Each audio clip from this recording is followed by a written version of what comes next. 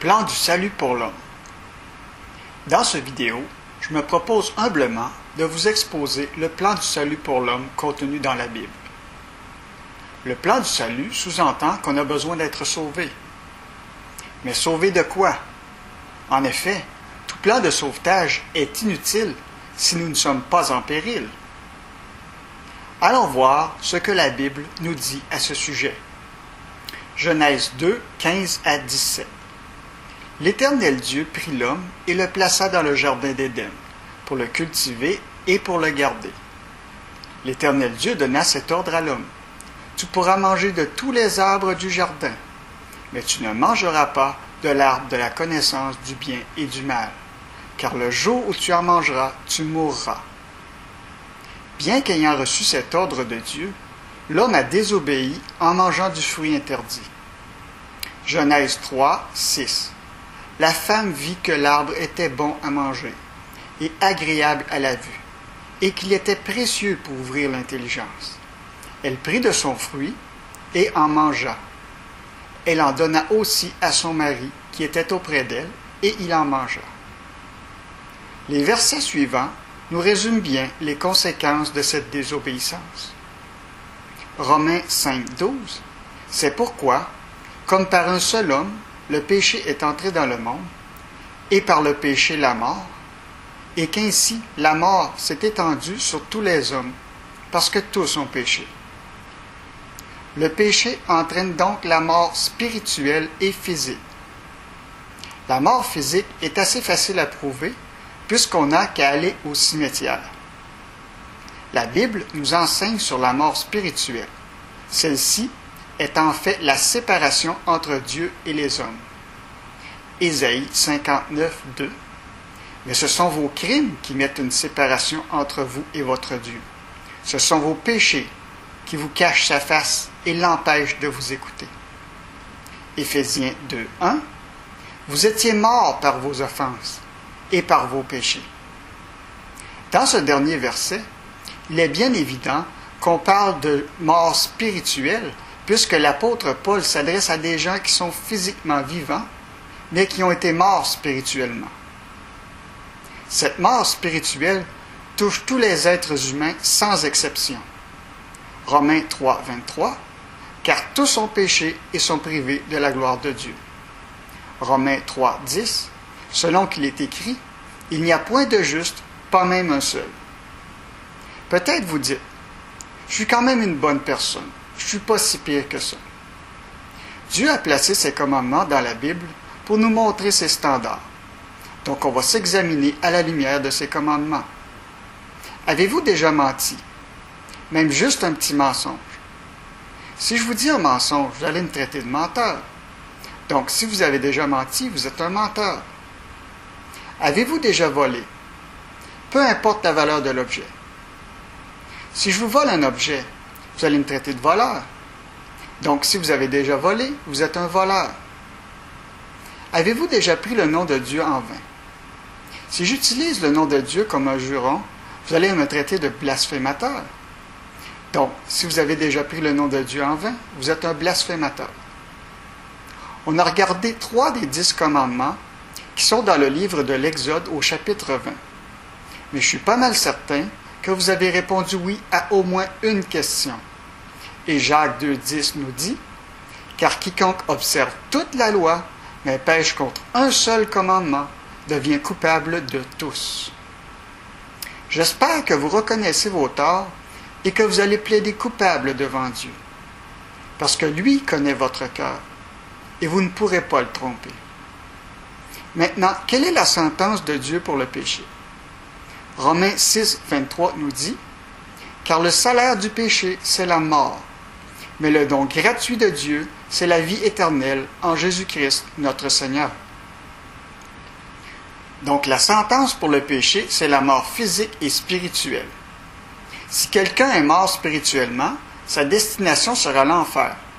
Il sera donc séparé de Dieu éternellement. Ce sont les conséquences de cette mort spirituelle qu'il faut éviter à tout prix. Même si ce danger n'est pas perçu d'une manière évidente, il est tout de même présent. Vous allez dire, oui, mais Dieu est bon, il va me pardonner. Admettons que vous êtes devant le juge et que vous plaidez coupable d'avoir volé votre voisin. Le bon juge va quand même appliquer une sentence pour rendre justice à votre voisin. Donc Dieu va vous condamner justement parce qu'il est bon juge. Vous allez dire, oui, mais la sentence de l'enfer éternel, c'est bien trop sévère pour le péché que j'ai commis. Combien de péchés Adam et Ève ont commis avant de recevoir la sentence de mort? Un seul, et c'était juste d'avoir mangé un fruit que Dieu leur avait défendu de manger. Apocalypse 21:8 nous dit, « Mais pour les lâches, les incrédules, les abominables, les meurtriers, les impudiques, les enchanteurs, les idolâtres et tous les menteurs, leur part sera dans l'étang ardent de feu et de soufre, ce qui est la seconde mort. » Remarquez que les menteurs vont à la même place que les meurtriers. En plus, Dieu nous dit que rien d'impur n'entrera au ciel. Imaginez si un seul péché entrait au ciel. Tout le mal qu'on voit présentement recommencerait dans le ciel. La Bible nous parle de la Jérusalem céleste dans Apocalypse 21:27. Il n'entrera chez elle rien de souillé, ni personne qui se livre à l'abomination et au mensonge.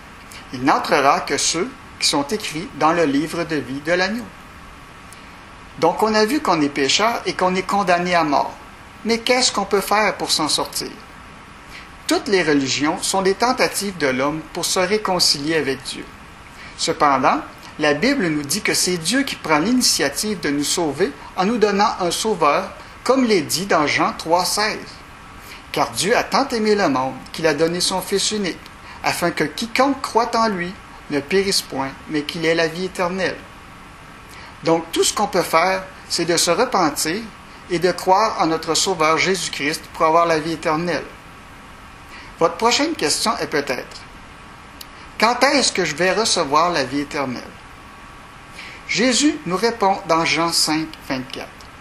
En vérité, je vous l'ai dit, celui qui écoute ma parole et qui croit à celui qui m'a envoyé a la vie éternelle et ne vient point en jugement, mais il est passé de la mort à la vie. La réponse, c'est qu'on la reçoit immédiatement en croyant. Comment savoir qu'on a vraiment reçu la vie éternelle? 1 Jean 5:13 nous dit, « Je vous ai écrit ces choses, afin que vous sachiez que vous avez la vie éternelle, vous qui croyez au nom du Fils de Dieu. » Et Dieu va même vous donner des preuves que vous l'avez reçu.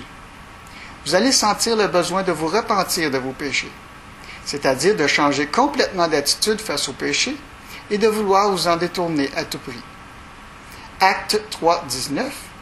Repentez-vous donc et convertissez-vous pour que vos péchés soient effacés, afin que des temps de rafraîchissement viennent de la part du Seigneur. Vous allez aussi vouloir vous conformer aux commandements que Jésus nous a laissés. 1 Jean 2:3.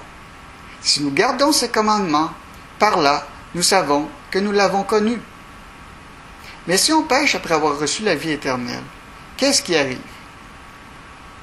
La Bible nous dit que les chrétiens ne vont pas vouloir pécher. Mais quand ça va arriver, Jésus est là pour nous pardonner. 1 Jean 2:1. Mes petits enfants, je vous ai écrit ces choses, afin que vous ne péchiez point. Et si quelqu'un a péché, nous avons un avocat auprès du Père, Jésus-Christ le juste. En fin de compte, ce que je suis en train de vous dire, c'est que Jésus-Christ est mort sur la croix, que son sang a coulé pour laver vos péchés, qu'il a été enseveli, qu'il est ressuscité et qu'il est monté au ciel. 1 Corinthiens 15:3 et 4. Je vous ai enseigné avant tout, comme je l'avais aussi reçu, que Christ est mort pour nos péchés, selon les Écritures, qu'il a été enseveli et qu'il est ressuscité le troisième jour, selon les Écritures. En d'autres mots, Jésus est mort sur la croix pour payer notre dette et il nous propose d'échanger notre vie pleine de péché contre sa vie parfaite sans péché. 2 Corinthiens 5:21. Celui qui n'a point connu le péché, il l'a fait devenir péché pour nous, afin que nous devenions en lui justice de Dieu. Romains 8:1. Il n'y a donc maintenant aucune condamnation pour ceux qui sont en Jésus-Christ. L'acte d'accusation qui pesait contre vous est donc définitivement effacés. Dieu vous voit maintenant comme si vous aviez mené la vie parfaite de Jésus, et il va vous laisser entrer gratuitement au ciel. Ça termine mon résumé du plan du salut pour l'homme qui est contenu dans la Bible. Maintenant, si votre cœur a été touché par le Saint-Esprit, vous pouvez faire immédiatement une prière à Dieu pour vous réconcilier avec lui. Utilisez vos propres mots pour lui demander pardon. Ensuite, acceptez que Jésus-Christ soit le Seigneur de votre vie en vous plaçant sous sa direction pour lui obéir. Si vous voulez en savoir plus, je vous propose les étapes suivantes. Premièrement, trouvez-vous une Bible et lisez-la. Deuxièmement, parlez de ce que vous lisez avec des chrétiens autour de vous. Ils vont vous aider à cheminer dans la vie chrétienne. Troisièmement, fréquentez une église qui considère que la Bible est la seule vérité et qu'elle est inspirée de Dieu. Quatrièmement, soyez à l'écoute du Saint-Esprit. Si vous sentez le fardeau de vos péchés, demandez pardon à Jésus-Christ. Cinquièmement, priez Dieu pour recevoir la sagesse et l'intelligence afin de pouvoir progresser sur le chemin étroit de la vie chrétienne. Après tout ça, vous vous demandez peut-être, y a-t-il un autre chemin qui mène à Dieu que Jésus-Christ? La Bible est claire là-dessus, et elle exclut tout autre moyen imaginable d'aller au ciel. Jean 14, 6, Jésus lui dit, « Je suis le chemin, la vérité et la vie. Nul ne vient au Père que par moi. » Acte 4, 12, il n'y a de salut en aucun autre, car il n'y a sous le ciel aucun autre nom qui ait été donné parmi les hommes par lequel nous devions être sauvés. Jésus, dans le jardin de Gethsémani, angoissé de devoir porter les péchés du monde, a même demandé à son Père un autre moyen que la croix pour sauver le monde. Marc 14, 36, il disait, « Abba, Père, toutes choses te sont possibles. Éloigne de moi cette coupe. Toutefois, non pas ce que je veux, mais ce que tu veux. » Le péché, c'est grave. Ça a pris la mort et la résurrection de Jésus-Christ pour le détruire. Donc, ce n'est pas une petite affaire. N'essayez pas de vous en sortir par vous-même. Faites entièrement confiance à Jésus, le seul Sauveur. Peut-être que le fait que vous écoutiez cette vidéo, c'est la manière que Dieu a choisie pour vous parler. Prenez le temps de réfléchir soigneusement à l'offre que Dieu vous fait aujourd'hui, afin de vous réconcilier avec lui.